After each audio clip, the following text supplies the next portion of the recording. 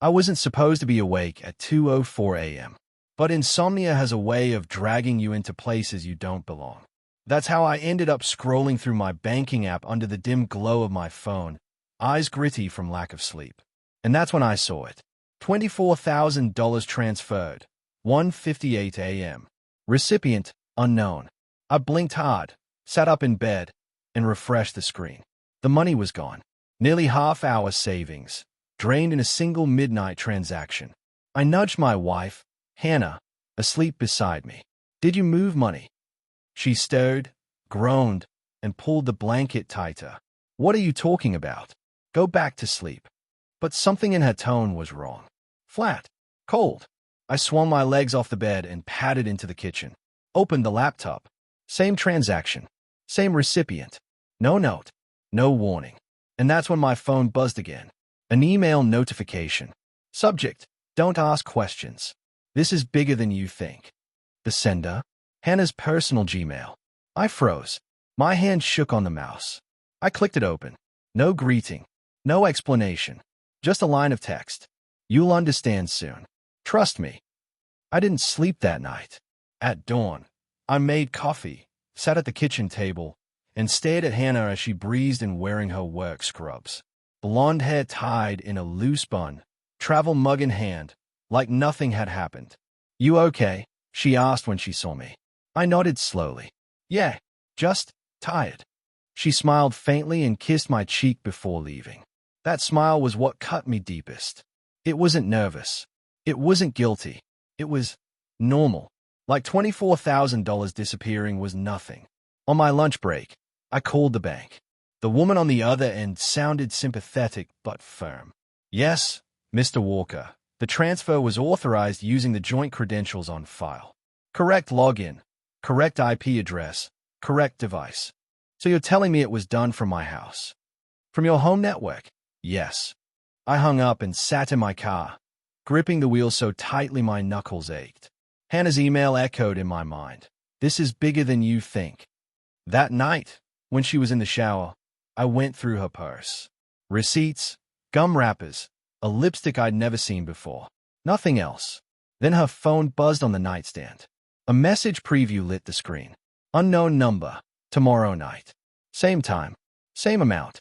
I snatched the phone, but it locked before I could open the thread. Wrong thumbprint. Wrong code. My pulse thudded in my ears. She came out of the shower humming. I slid the phone back onto the nightstand and pretended to be half asleep. But sleep was impossible. The next night, I sat awake in the living room, laptop open, bank app refreshed every 60 seconds. Midnight came and went. At 1:57 a.m., my account balance blinked. Another transfer. $18,000 this time. Recipient: D. Mason Holdings, LLC. And a new email pinged my inbox. This time it wasn't from Hannah's Gmail. It was from a company address. Subject: Payment confirmed. No body text. No details. Just a confirmation, like I'd bought something. Except I hadn't. By sunrise, my savings account was nearly empty. When Hannah kissed me goodbye again, I watched her walk out the door like I was watching a stranger. And for the first time since I married her, I felt scared. Not of losing her, not of divorce, but of what she was pulling me into. Because whatever this was, it wasn't just an affair. It wasn't just betrayal. It was organized, and I was already inside it. The day after the second transfer, I called in sick. I wasn't sick, not in the traditional sense. But my head was burning with questions I couldn't ignore, and work wasn't an option. I waited until Hannah left, then pulled her laptop from the drawer in the study. She never let me touch it, claimed it was full of patient files and medical stuff, since she worked in healthcare. The password was the same she'd used since college. Too simple. I got in. Her desktop looked normal. Hospital forms, a folder labeled schedules, some PDFs. But tucked at the bottom, barely visible, was a folder with a plain name, DM. I clicked. Dozens of files opened in front of me. Spreadsheets with names, addresses, social security numbers. Notes about mortgages, insurance claims, credit scores. I scrolled faster. The deeper I went, the worse it got. This wasn't her work. This was identity theft. I slammed the laptop shut, my pulse roaring. Why would Hannah, my wife, the woman who once cried because she accidentally kept a library book a week overdue, have hundreds of strangers' identities stored on her computer? The phone buzzed again. Another message from that unknown number. Unknown number, you're late on your end. Confirm before 4 p.m. or we escalate. I didn't reply. Instead, I copied the number into a reverse lookup site. No name. Burner phone. Dead end. But the name D. Mason Holdings LLC still lingered in my mind. So I Googled it. A basic-looking website appeared. Nothing special, stock photos of offices, vague claims about financial consulting. No address. No real names. But then I found a small news article from 2 years ago. Federal authorities investigate shell company D. Mason Holdings in multimillion-dollar fraud scheme. I sat back, my chest hollow. Hannah wasn't just stealing. She was laundering money. That night, I couldn't pretend anymore. When Hannah came home, I was waiting at the kitchen table. Who's D. Mason Holdings? I asked. She froze in the doorway, just for a second. Then she smiled, casual, like I'd asked about dinner. Where'd you hear that? The bank transfers, the emails, the files on your laptop. Her smile didn't waver. She set her purse down, hung up her coat, and walked closer. Then you already know, she said softly. So stop digging. What are you into? My voice cracked. Her eyes hardened. Something that pays for this house, your car, your comforts. Something you don't want to understand. That money isn't yours to take, I snapped. She leaned in close, her breath brushing my ear. Neither is the life you think you're living. That night, she didn't sleep beside me. She stayed in the guest room, door locked. I lay awake, staring at the ceiling, hearing her voice over and over. Neither is the life you think you're living. By morning, I'd made my decision. If she wouldn't tell me the truth, I'd find someone who would. I drove downtown to the federal building, straight to the white stone lobby with the eagle seal overhead. The receptionist raised her brows when I asked for someone in financial crimes. Do you have an appointment? No, but I have proof. 20 minutes later, I sat in a glass office across from a man in a gray suit who introduced himself as Special Agent Ruiz. I slid Hannah's laptop across the desk. My wife is involved with something. I don't know how deep. But these files. He opened the folder. His brows knitted. Then his expression sharpened. You did the right thing coming here, he said quietly. But you need to understand, if she's connected to Mason Holdings, this goes far beyond one household. I swallowed hard. How far? He looked up, his eyes cold. National. Multi-state. Hundreds of millions. I drove home in a fog, every street light blurring past like a smear of yellow. By the time I pulled into the driveway, Hannah's car was gone. Inside, the house felt hollow. The closet half empty. The guest room bed stripped bare. She had left. On the kitchen counter was a note in her careful handwriting. You shouldn't have gone to them. Now you've made us both targets. For the first time, I realized something bone deep. This wasn't just my wife betraying me. This was me stumbling into a war I didn't even know existed. And someone out there already knew I was in it.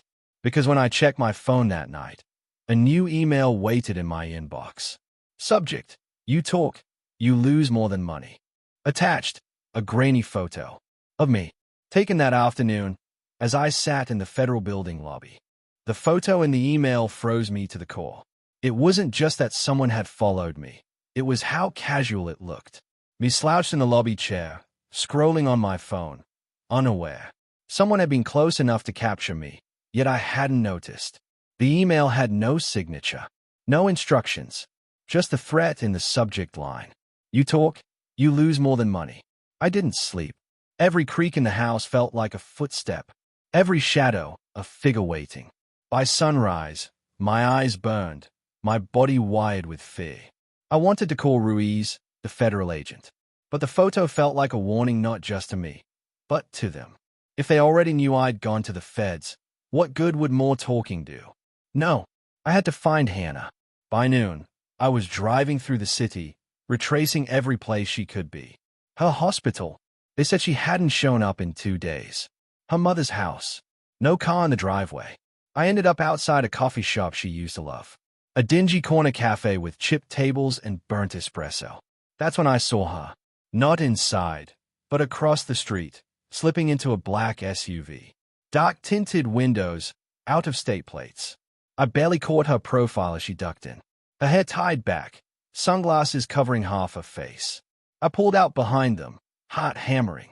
The SUV led me to the edge of the industrial district, past warehouses and freight yards. Finally, it slowed outside a rusted metal building with a faded sign, Mason Storage and Logistics. The driver hopped out, opened the door for Hannah, and ushered her inside. I parked half a block away and waited. For nearly 2 hours, nothing happened. Just trucks moving in and out, men in reflective vests hauling crates. Then, Hannah reappeared. Not in scrubs, not in her usual casual clothes, but in a tailored blazer and slacks. She carried a folder pressed tight to her chest. She wasn't a victim in this. She wasn't being dragged. She was working for them. I followed the SUV again, this time to the outskirts of town. They pulled into a gated subdivision, one of those new luxury developments still half under construction. The SUV slipped through the gate like it belonged there. I had no chance of following. I sat outside for nearly an hour before finally giving up, my mind spinning with questions.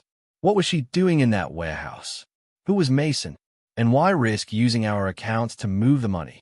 When I finally drove home, another email was waiting. Subject: stop following. Attached this time, a photo of my car parked outside the warehouse. The fear turned into rage. Whoever Mason was, he thought he could scare me into silence. But I wasn't going to be bullied out of my own life. I spent the next 2 days digging. Old news articles, property records, LLC registrations. And finally, a connection surfaced. Daniel Mason, former hedge fund manager, indicted 5 years ago for wire fraud. Charges mysteriously dropped. Since then, no trace of him. But his companies kept popping up like weeds. Hannah wasn't just laundering money. She was laundering it for him. On the third day, Ruiz called. His voice was sharp, urgent. We know your wife's moved in with them. We've been tracking her for months. We needed evidence from the inside, and you just handed it to us. But now they know you're aware. So what do I do? My voice cracked. Nothing. Stay put. Let us work. But staying put wasn't in me anymore. That night, I drove back to the warehouse. This time, I stayed low, parked farther away, camera in hand. Through my zoom lens, I caught Hannah leaving again, folder in hand, talking to a man in a gray suit, tall, bald, his hand heavy on her shoulder. Mason. I snapped the photo. My chest clenched. Proof. The next morning, my phone buzzed. Another email. Subject: last warning. Attached: a photo of me, camera in hand, crouched behind my car. They weren't just following me. They were watching me in real time. I shut every blind in the house, disconnected the Wi-Fi, sat in the dark with a kitchen knife clutched in my palm. And when the knock came at the door around midnight, I nearly lunged forward to strike. But it wasn't Mason's men. It was Ruiz. He stepped inside quickly, eyes darting around. They're closing in faster than expected. We need you to disappear for a while. I stayed at him, exhausted. Disappear? My wife's in the middle of this. My savings are gone. My life is already disappearing. He leaned closer, voice low. You don't understand. Mason doesn't just move money. He moves people. And right now, Hannah's not your wife anymore. She's his asset. I didn't know it then, but that was the last night I would ever see Hannah as mine. The woman I loved was gone. In her place stood someone I didn't recognize, and maybe never really knew. I didn't argue with Ruiz that night. I didn't have the energy. He told me to pack a bag and follow him. So I did, stuffing clothes, toiletries, and my laptop into a duffel, my mind still reeling from his words. Hannah's not your wife anymore. She's his asset. We drove through the empty streets, headlights cutting swaths of white through the dark. Ruiz barely spoke until we pulled into a nondescript motel on the edge of town. Stay here. Don't call anyone. Don't use your cards. Someone will check on you. And then he was gone, leaving me in a room that smelled faintly of bleach and cigarette smoke. I lay awake staring at the ceiling, the hum of the neon sign outside buzzing in my skull. Had Hannah really chosen this life? Or was she trapped, manipulated by Mason? The thought that she might have been forced into it gave me just enough hope to stay sane. The next morning, I cracked.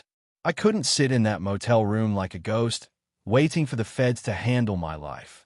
I needed answers. I pulled out my laptop, reconnected the Wi-Fi, and dove back into Hannah's emails. I still had a password saved. Most of it was mundane, hospital memos, grocery orders, random newsletters. But buried in the archived folder, I found a chain that made my stomach drop. Subject: Phase 3 transfers. The emails weren't written like personal messages. They were cold, clipped, coded. H: Moving 18K tonight. Recipient same as last. M: Confirmed. Prepare for escalation. Phase 4 involves relocation. H: Acknowledged. Relocation. My throat tightened. Did that mean her? Or me? That night, I couldn't resist. I left the motel, drove back to the warehouse, and waited. Around 11 p.m., the SUV pulled in. Hannah got out first, followed by the tall man I'd seen before, Mason. Even from a distance, his presence radiated control. I snapped photos until my hands cramped. At one point, Hannah turned, and for a split second her gaze swept across the dark lot, as though she felt me there. I ducked lower, heart pounding, and then I caught something I hadn't seen before. A tattoo on Mason's wrist as he gestured, a black serpent coiled around a $sign.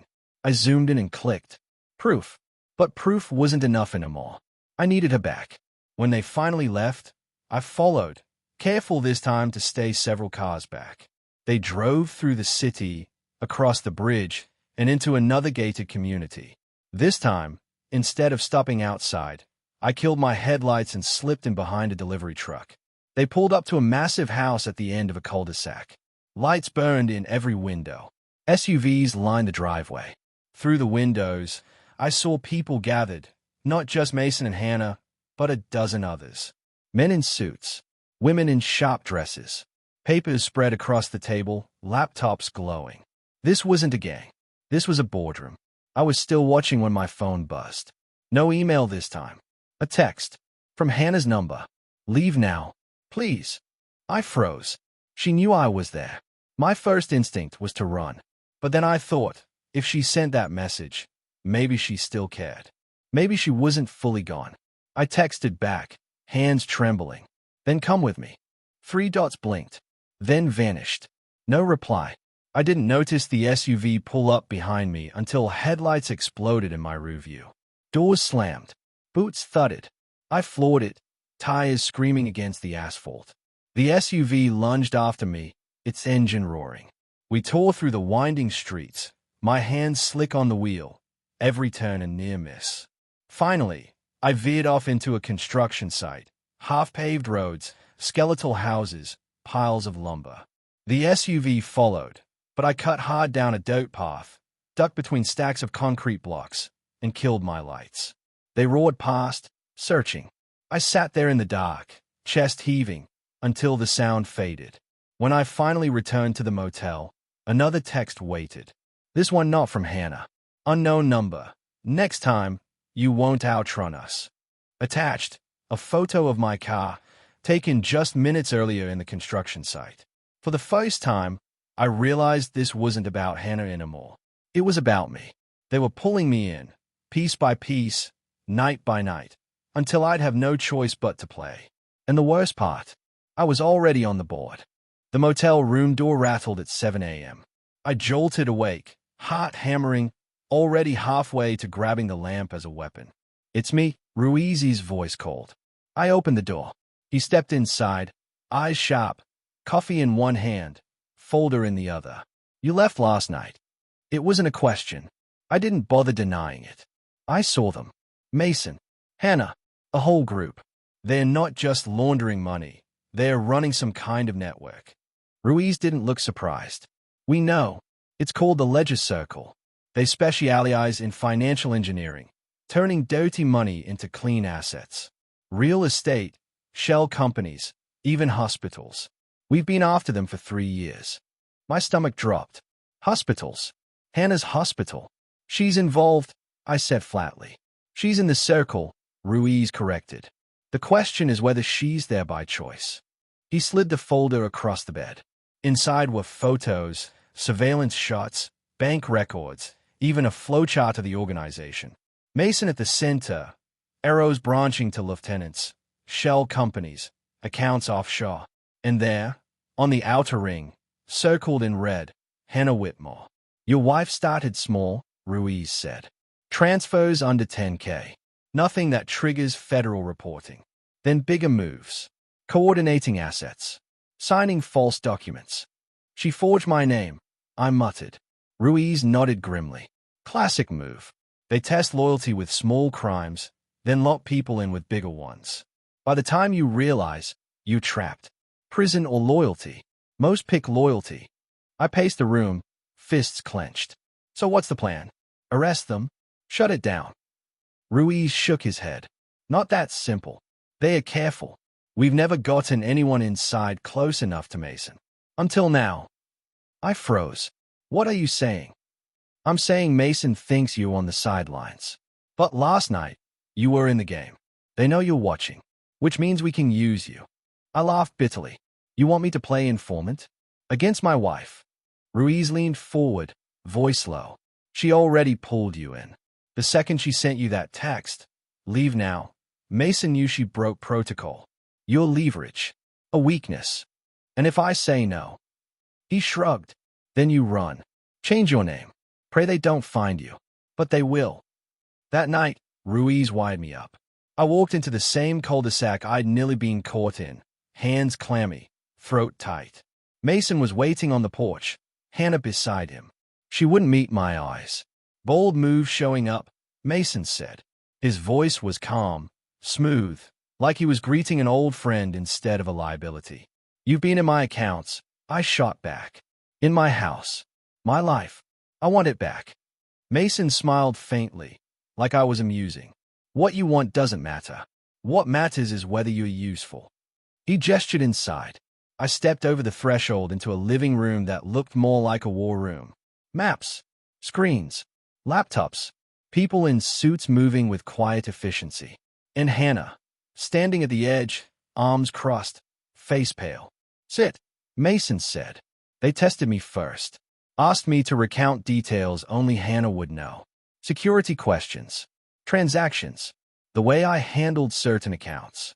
I answered carefully, remembering Ruiz's instructions. Give just enough truth to stay alive. Never enough to compromise. At one point, Mason leaned close. Do you know what betrayal looks like, Daniel? It's not when someone lies. It's when someone lies for someone else. I didn't answer. Hannah flinched. Over the next hour, I learned more than I ever wanted. The Ledger Circle wasn't just laundering money. They were buying influence, hospitals, city contracts, even judges. Every dollar stolen was a brick in their empire, and Hannah was their architect for the local operation. When Mason finally dismissed me, Hannah followed me out to the porch. You shouldn't be here, she whispered. Then why text me? Her eyes flicked toward the street, as if Mason could hear even now. Because I didn't want you to die last night. I swallowed hard. So what do you want? Hannah, am I your husband, or just a liability you couldn't quite erase? She opened her mouth, closed it, and finally said the one thing I least expected. They'll kill me if I leave. Back at the motel, Ruiz played the recording back, face grim. She's deeper than we thought. She's compromised, but not gone. That's leverage. Leverage. That's all she was to him. To Mason. To everyone. But not to me. She was still my wife, or at least, the ghost of the woman I'd married. And as much as I wanted to bang the whole circle down, I couldn't do it if it meant dragging her with it. So I made a decision. I'll play along, I told Ruiz. But the endgame isn't just Mason. It's getting Hannah out alive. Ruiz studied me for a long moment. Then he nodded. Fair enough. But understand something. In this game, saving her might mean losing yourself. That night, I lay awake in the motel bed, staring at the ceiling. For weeks, I'd been reacting, shocked, betrayed, cornered. But now, for the first time, I felt something else. Focus. The Ledger Circle thought I was a pawn. It was time to prove I wasn't. The call came 3 nights later. "Tomorrow. Be ready," Mason's voice said. No greeting. No explanation. Just an order. I hung up, pulse racing. Ruiz, sitting across from me in the motel room, raised an eyebrow. "They are pulling you in," he said. "We figured it was coming. What if I screw it up?" "Then they kill you," he said flatly. "So don't." The next morning, Mason's black SUV rolled up outside. Hannah was in the back seat. She didn't look at me as I slid in beside her. Mason drove in silence until we hit the edge of downtown. The city loomed. Glass towers, traffic, the endless churn of people who had no idea a criminal empire was operating right under their noses. Finally, Mason spoke. "You're good with numbers. You understand systems. Today, you prove it." He handed me a slim briefcase. Inside, a laptop, a flash drive, and a stack of forged documents. "What's this?" I asked. "A transfer. Simple. You log in. You push the funds. You close it. Clean. Untraceable." I glanced at Hannah. She stayed out the window, jaw tight. Mason leaned closer. "Think of it as an audition."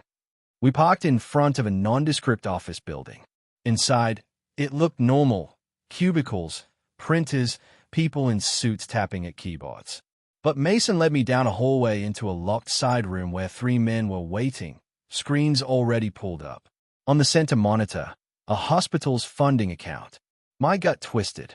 4.2 million, Mason said casually.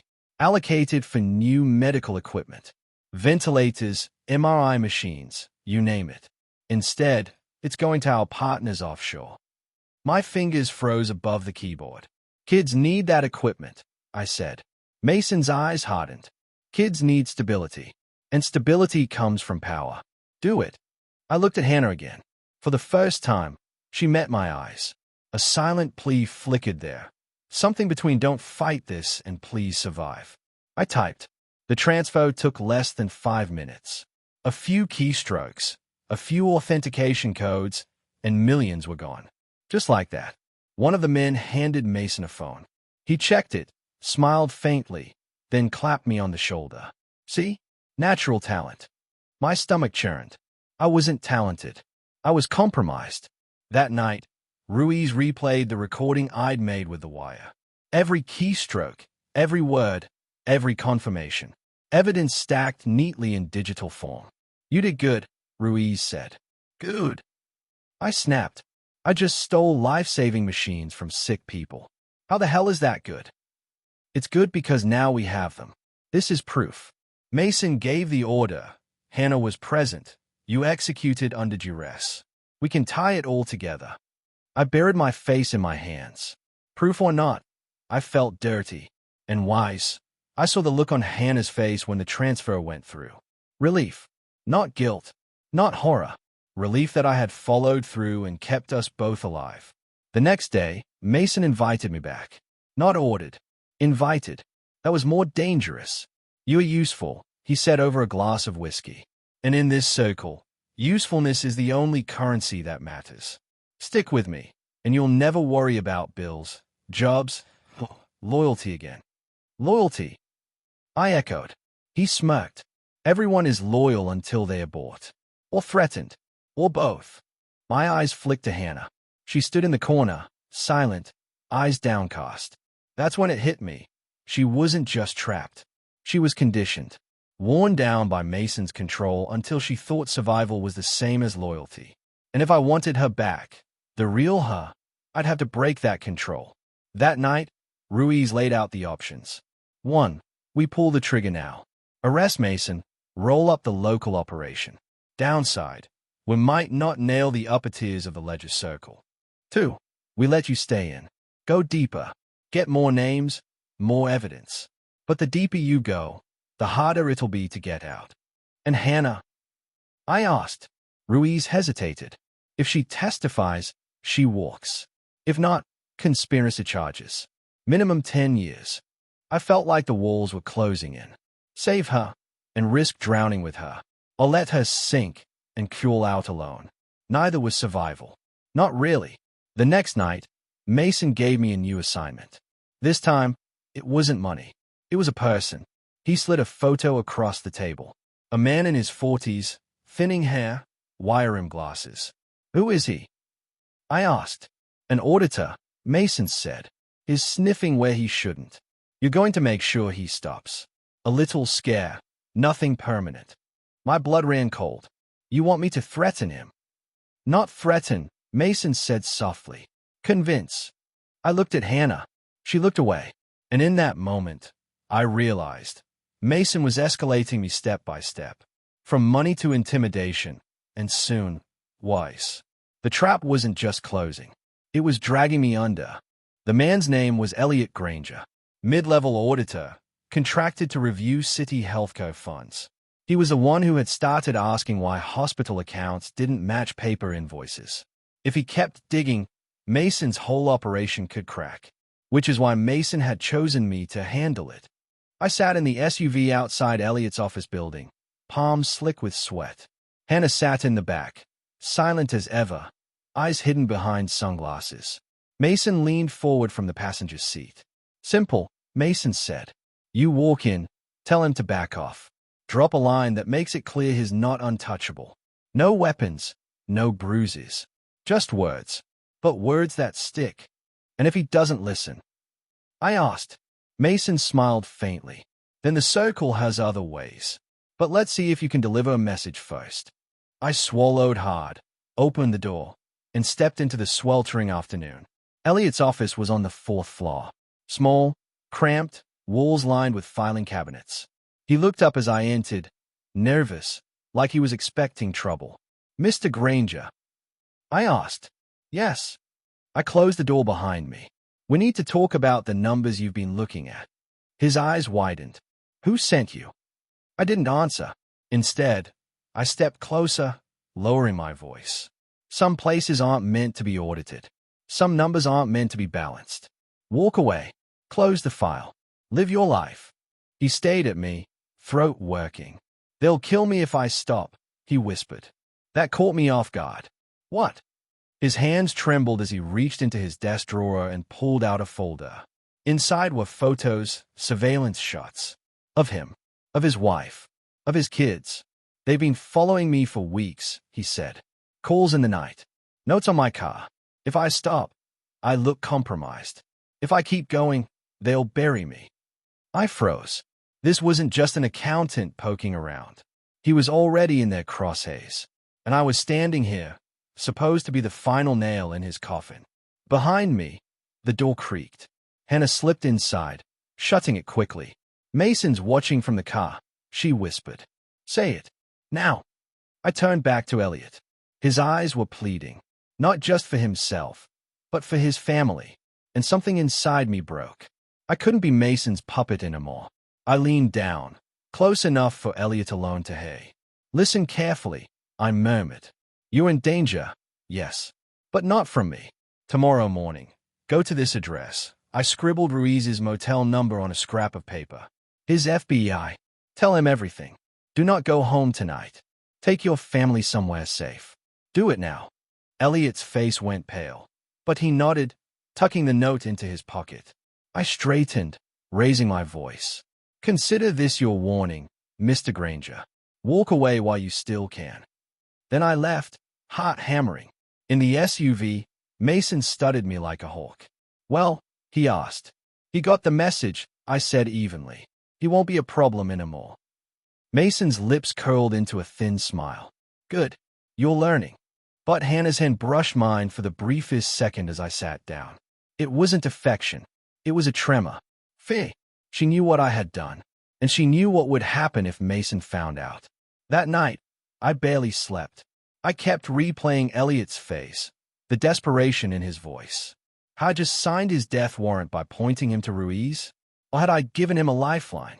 At dawn, Ruiz called. His voice was sharp, urgent.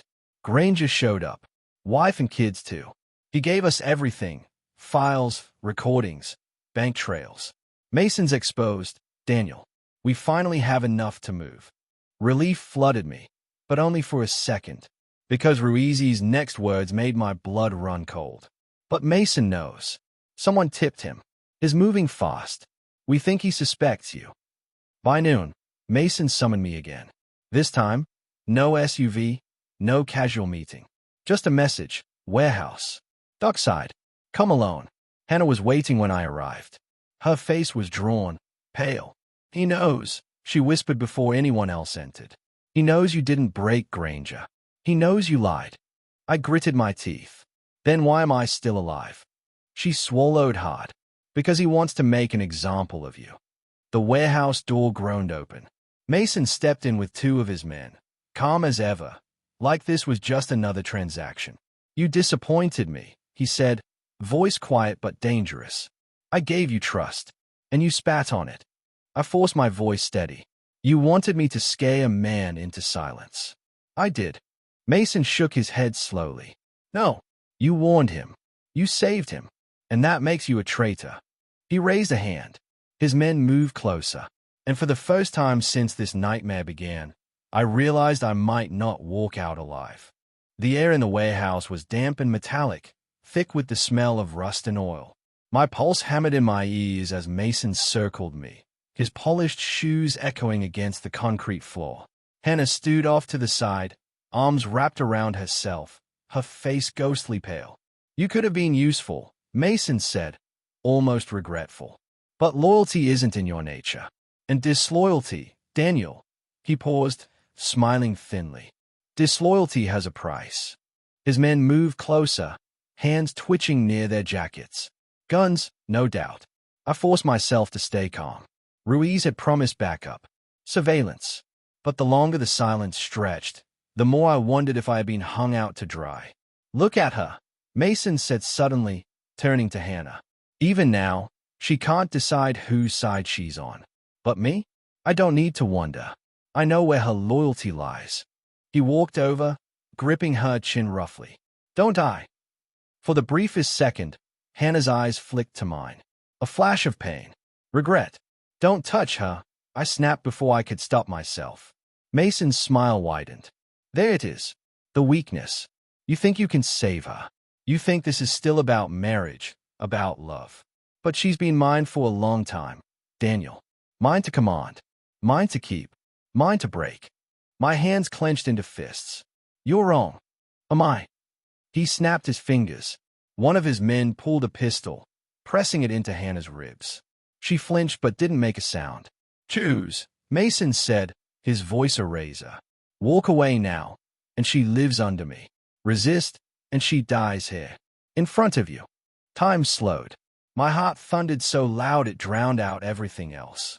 I saw Hannah's trembling hands, the faint shimmer of tears in her eyes, the weight of years between us. And I knew. She wasn't gone. Not entirely. I met her gaze. You're stronger than him, I said softly. Stronger than this. Mason scoffed. Pathetic. But then, Hannah moved. In one sharp motion, she elbowed the man holding her, knocking the pistol sideways. The shot cracked into the rafters. I lunged forward, slamming into Mason. We crashed against a stack of crates, his hands clawing for control, mine scrambling for the gun. Chaos erupted. Shouts. More gunfire. Hannah dove for cover. And then, the sound I'd been praying for. FBI. Drop your weapons. Floodlights blasted through the warehouse windows. Doors burst open. Ruiz stormed in with a team of agents, weapons raised. Mason's men hesitated, caught between fighting and fleeing. Mason himself snarled, twisting free of my grip. He yanked a pistol from his coat and fired wildly toward the agents. The response was immediate. A volley of shots cracked through the air. Mason stumbled back, blood blooming across his chest.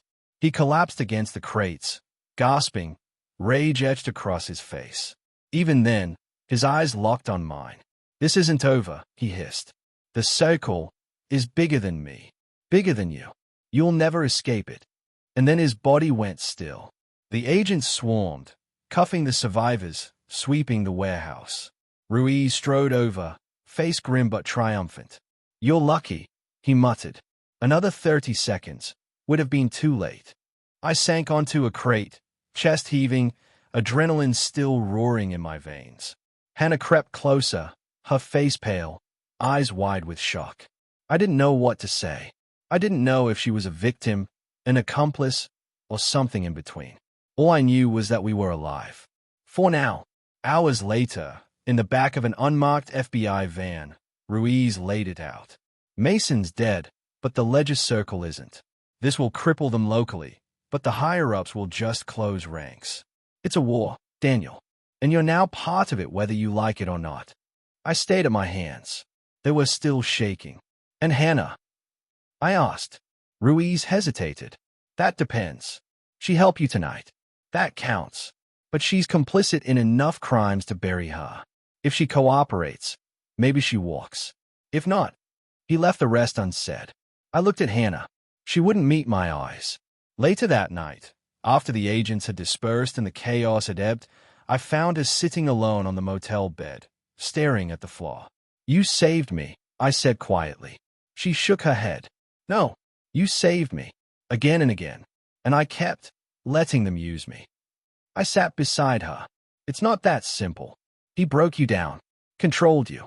That's what he did. Her voice cracked. And now what? Do I testify? Spend years looking over my shoulder? Pretend I can ever undo what I helped them do? I didn't have an answer, because Mason had been right about one thing. The circle was bigger than him, bigger than us, and no matter what we did next, we weren't free. Not yet. 3 months later, the world looked the same on the surface. Morning traffic still snarled on the freeway. People still lined up for coffee, rushed to offices, complained about bills and weather. But for me, nothing was the same. Hannah testified. The day she walked into the federal courthouse, shoulders squared, hair pulled back, I barely recognized her. 4 hours, she sat under the glare of government lights, unraveling every detail of Mason's operation she had known. Transfers, fake companies, offshore accounts, coded language. She didn't cry. She didn't falter. She burned her bridges with the Ledger Circle in full view of the law. And in doing so, she put a target on her back that would never go away. They gave her a deal. Lesser charges, protection, relocation options.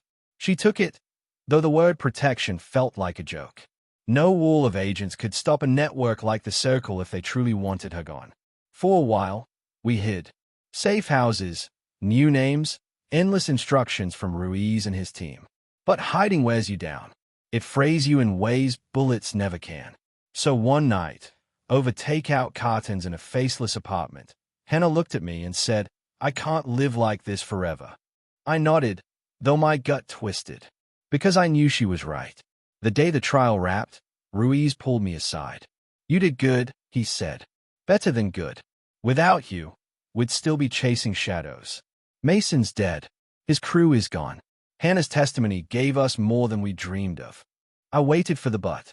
It came. But the Circle is like a hydra. Cut off one head, 2 more sprout. They'll regroup. They'll adapt. And they'll remember you. I stared at him. So what? We just keep running. Ruiz sighed. Or you get ahead of them. Weeks blurred into a strange half-life. Hannah and I tried to rebuild something resembling normal. We found a small rental on the edge of a quiet town. She picked up sketching again. I took a job crunching numbers for a local firm, anonymous and boring. Sometimes, in the evenings, we almost felt like ourselves again. But shadows never truly leave. One night, while closing out my work laptop, I noticed something strange. A notification buried in the logs. An access request, denied but logged, pinged against my IP. At 2:04 a.m., the exact time I had first discovered the stolen transfer months ago. I froze. Checked it again. The trace was encrypted, bouncing through servers worldwide. But one detail slipped through. A digital signature, faint but unmistakable. Ledger Circle. They knew where I was. I didn't tell Hannah right away. She was just beginning to breathe again. But the next morning, when she poured coffee into her favorite chipped mug, she caught the look on my face. What is it? I hesitated. Then I slid the laptop across the table. Showed her the log. Her hands trembled slightly, but her voice was steady. They're coming, aren't they? I nodded. And for the first time in months, she didn't look scared. She looked resolute. Then we don't wait, she said. We hit first. That night, I sat awake, staring at the glow of the laptop screen. Ruizi's words echoed in my head. Get ahead of them. Maybe running wasn't survival anymore. Maybe the only way to end this was to step into the shadows myself. I pulled up every note, every file, every trace of Mason's network I still had. There were patterns we hadn't cracked, names we hadn't linked, accounts that hadn't been touched. It was all still out there. The circle wasn't just watching me. I was watching them. And as the clock ticked past 2:04 a.m., I realized something that chilled me and steadied me at the same time. This story hadn't ended in that warehouse. It had only begun.